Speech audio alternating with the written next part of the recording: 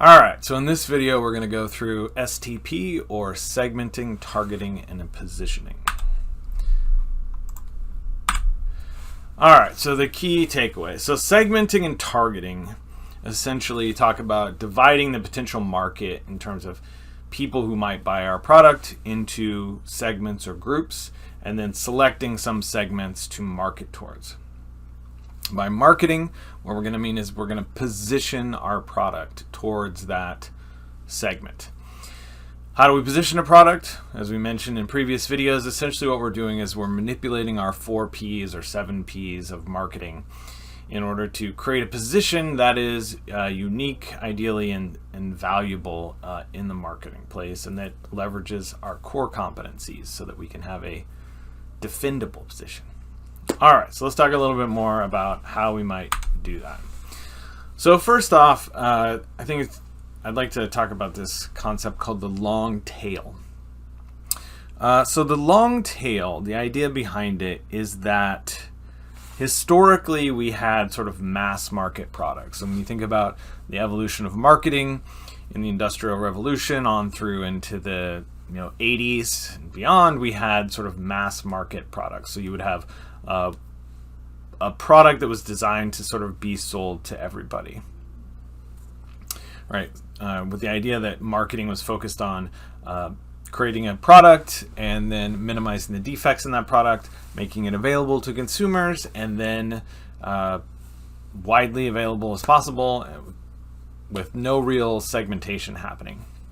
On the other hand, we have a niche or niche market, which focuses on a small group of consumers and tries to create something specific to their needs.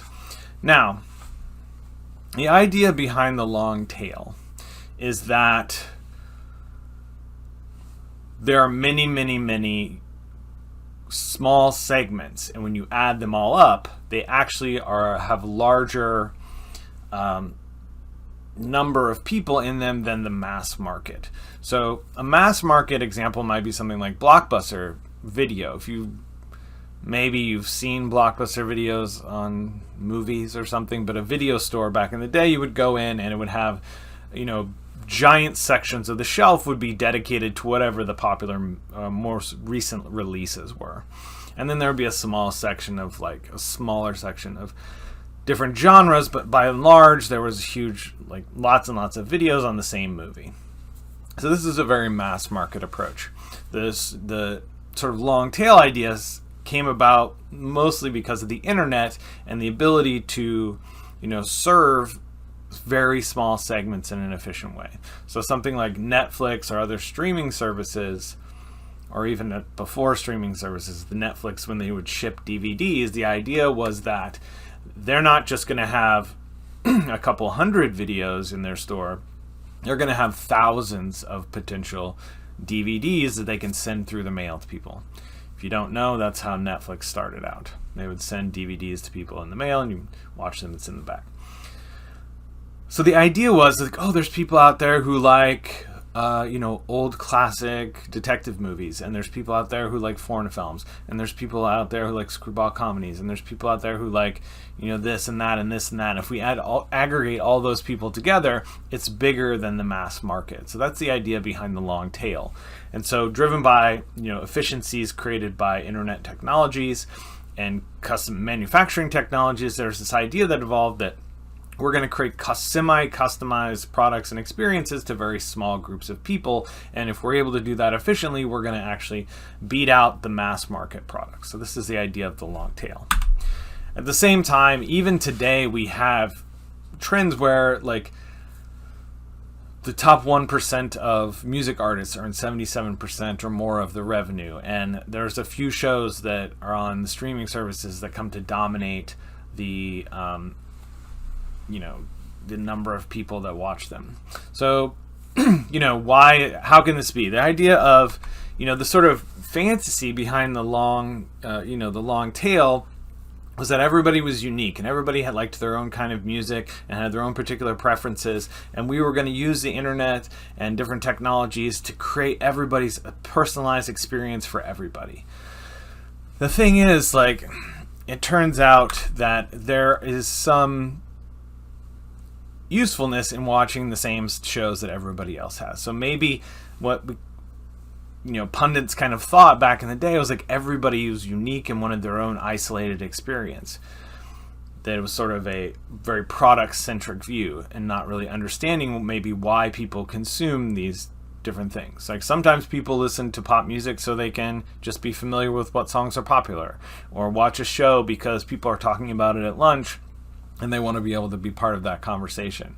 So the job to be done by popular music might be different. So anyway, it's just this kind of as we evolve from this idea of a mass market to delivering very customized experiences, we still have to remember that these mass market things do have some kind of value. Okay, how we segment a market? Well, one way to segment a market from the book is behavioral segmentation, which includes things like usage occasions and particular benefits. So benefits, I would argue, is the best way to segment a market. And this is really the why of people buy. They buy to obtain a particular benefit, or as we've talked about in previous lectures, they have a particular job to be done. So maybe it is reinforcing their self-identity as someone who knows a lot about obscure cinema, or maybe the job to be done is being knowledgeable about some popular movie so you can talk about it in the lunchroom. But understanding the benefit that's being provided by a particular product will help you market it. And that's really how we should be doing segmentation, to be honest. So really, when we're thinking about segmenting the market, the first stop should be benefit segmentation, in my opinion. Psychographic segmentations, things, values, attitudes, lifestyles. So psychographics are challenging, actually, to even though they do a good job at predicting behavior, they're challenging because they tend to be hypothetical constructs. So psychological variables that we don't have easy access to. We have easy access to where people live and how much money they make and various demographic factors. We don't always have really good access to these psychographic variables, even though they can do a much better job in general than demographics at predicting things. You may have heard of the term a marketing persona. It's basically a fictional person that represents some sort of segment. And ideally, that segment should be built around a job to be done. So the goal, which should be the central thing in that persona, should be built around a benefit, what someone is trying to achieve. It's good to have psychographics in there. We're always wanting to empathize with our customers. But what we want to avoid when we're building out personas is to make them too much based on demographics. So that personas that are just sort of based on kind of demographics first tend to not be very useful sometimes. All right, so a couple other tips of personas: anchor them in the job to be done. Ideally, we want to ground them in data if we can, and qualitative research, and feature quotes that sort of allow us to empathize with these people.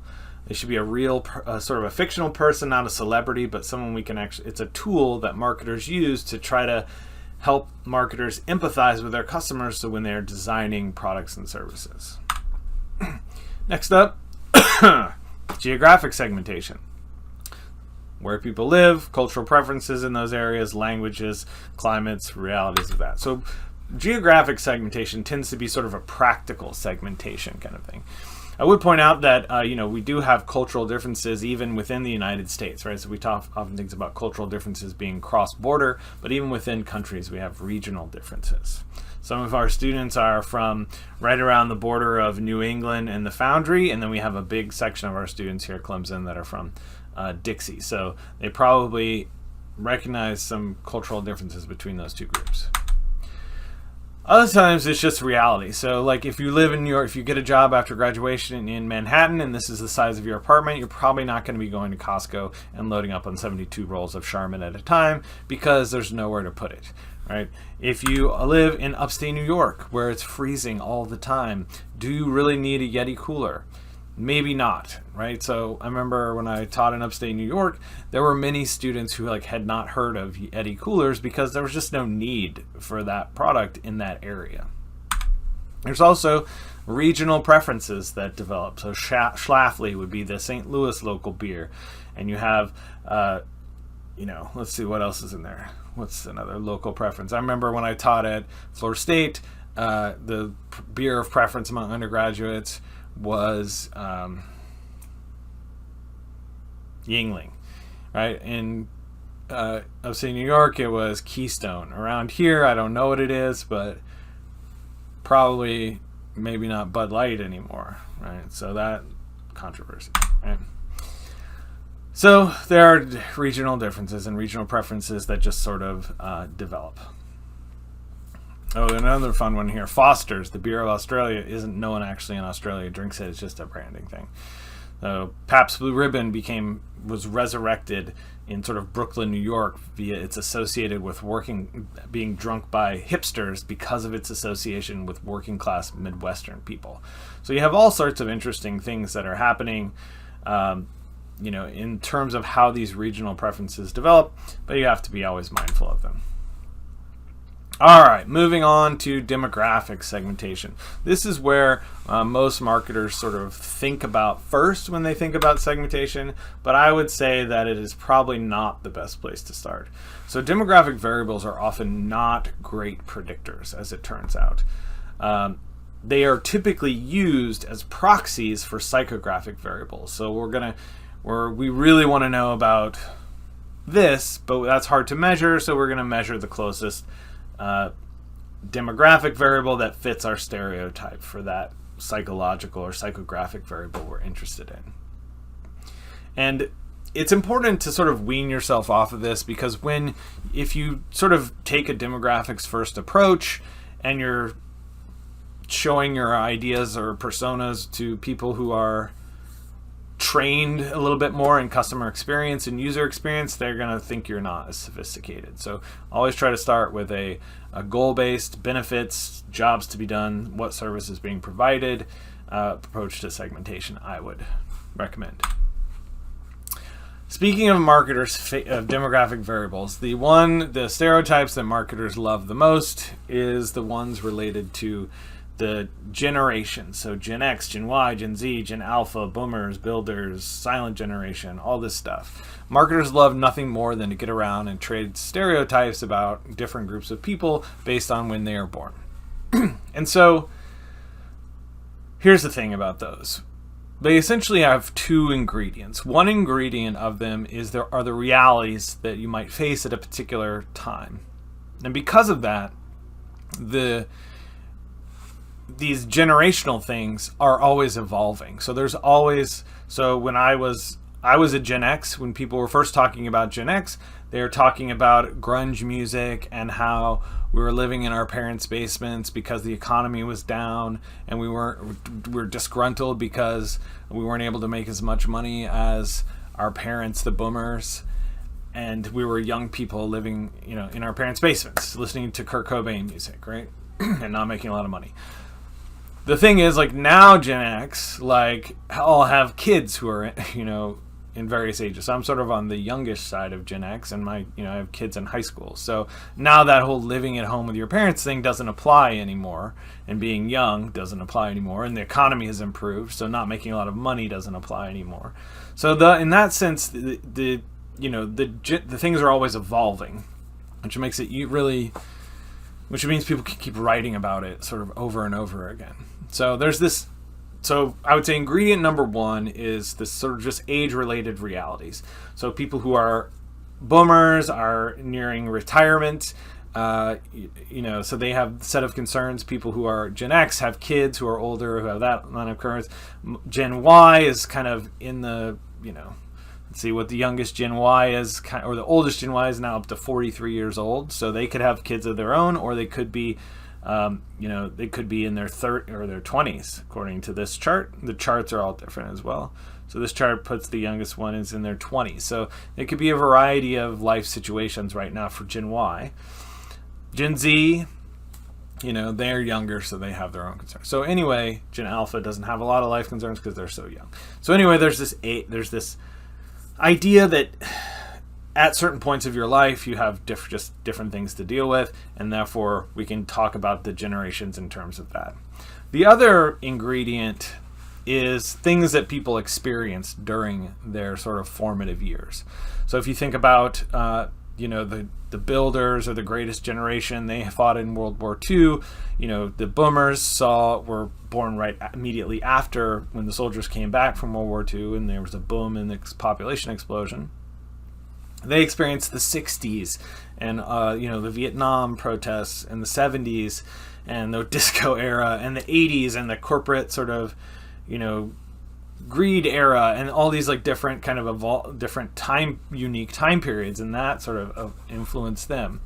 I already talked about some of the experiences that Gen X had around grunge music and sort of disenfranchisement and the first generation that wasn't going to do better than their parents and how that maybe affected their worldview.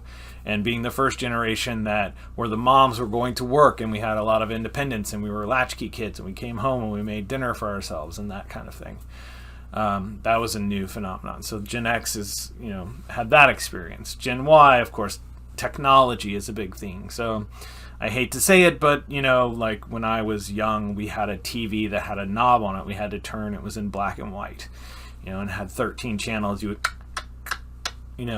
click through. So, Gen Y has never seen anything like that. They don't know how to use a landline. They don't know what a VCR is for, that kind of thing, right? And then Gen Z, it just keeps going. Social media, all these different things that were important. The war on terror, these things that were important during their formative years. So again, it's like these two big facets, I guess, that combine to like create people's worldview, the challenges they're experiencing at a point in their life and the sort of things they encountered during their formative years, right? And so I find it's more useful to think about those than really to think about just sort of abstractly Gen X, Gen Y, and the things that they like. I'm not a big fan of demographic stereotypes in general, and so I sort of don't know why they're so popular. People love talking about them. Okay, that being said, there are, often, demographic variables do make some difference. They're not totally arbitrary. The fun example for this that I sometimes like to trot out is from the International Affective Picture System, or IAPS. So this is a thing from the University of Florida maintains, where they have this thousands probably now of images. They show them to people and have them rate remote emotional responses. So how scared does this make you? How happy does this make you? This kind of thing. And so, just kind of a fun, finding from this research. Here's the pictures that make people happy, separated by gender. So there was a study, attractive female, erotic female, beach money are the pictures that make college-age males the happiest, and for college-aged females it was baby, puppies, bunnies, kitten. So where those preferences come from is a topic for a different professor, but they do some, even though demographics aren't always the best, there maybe is something there sometimes. Okay. Requirements for effective segmentation. So now we have all these different ways we can chop up our people into different little groups, but what are some guidelines for that? Well, one is that the group should be identifiable. So it doesn't do us much good to come up with a group that we can't locate. They also have to be substantial. So it has to be big enough to bother segmenting them. If we have a segment of like 3 people, that's not particularly useful. They have to be accessible and they have to be actionable. So we have to be able to actually target messages towards them and design the product in a way that will suit their needs. Okay? So these are some criteria. So when you can't just create any sort of personas or segments that you want, you have to have them be actionable. I think actionable is the big one. All right, on to positioning. So what is a market positioning strategy? So what we want to do is, again, we're adjusting our 4 Ps or 7 Ps and trying to create a position in the market, a position in the consumer's mind that is unique and distinctive and leverages our core competencies and minimizes competition. Ultimately, what we want to have is a position for our product whereby there's not a lot of competition.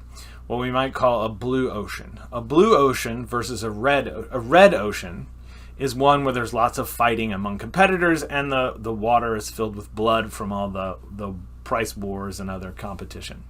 A blue ocean, you're off all by yourself looking around and no one else is competing with you, which is a much better place to be from a marketing standpoint.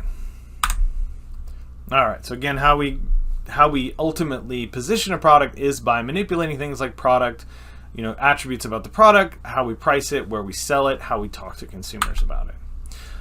Companies who are struggling often try lots of different positions. So remember, a characteristic of a good position is that it's a consistent place in the mind of consumers. There's been some famous examples, Burger King in particular, where they've tried lots of different positions. So these are sort of historical kind of different slogans that Burger King has had over the years, right? So Burger King has always been sort of trailing in market share to McDonald's. They're always trying to catch up.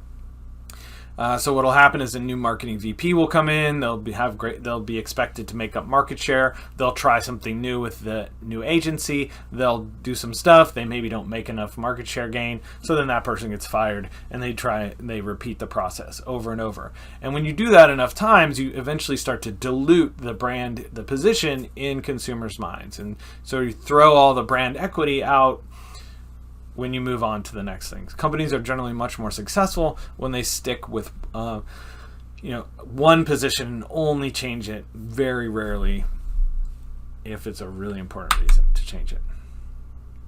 All right, so this tool here is what's called a perceptual map. So a perceptual map is a way of sort of demonstrating, putting on a piece of paper relative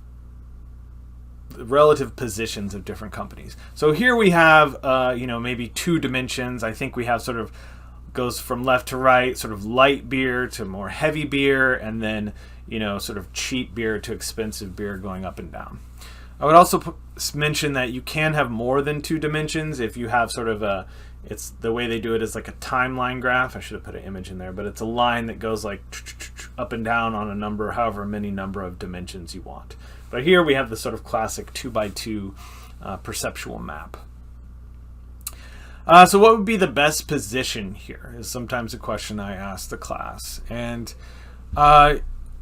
you could come up with a variety of ideas. You could say, well, there's a lot of beer sold down in that light corner, where it's sort of cheap, light beer. There's a lot of competitors in there, suggesting it's a very attractive market category or position, which it probably is. You could say, well, maybe there's been a lot of interest in growth. We all know growth is so important in the sort of more expensive, heavier beers.